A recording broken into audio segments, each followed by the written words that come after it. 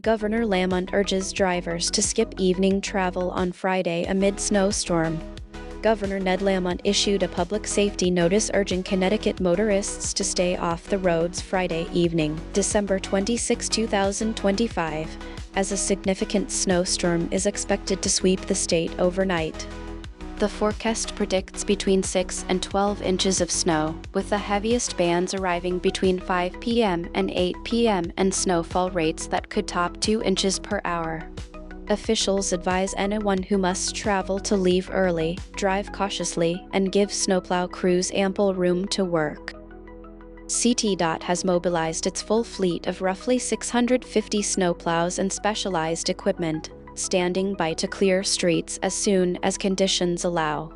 Transportation Commissioner Garrett Eucalito emphasized that drivers should maintain a safe distance behind plows, avoid passing them, and respect blind spots to prevent accidents.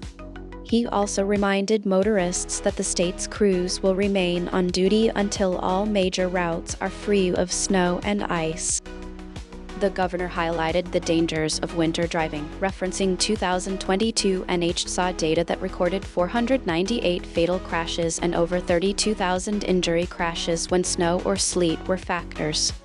To reduce risk, he outlined several safety measures: slow down, increase following distances, install winter tires, keep an emergency kit in the vehicle, and never drive while impaired.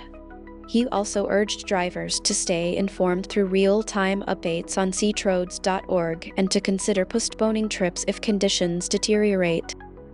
Additional resources, including NHTSA winter driving tips and the state's CT Prepares portal, are available for residents seeking more guidance on navigating hazardous weather safely.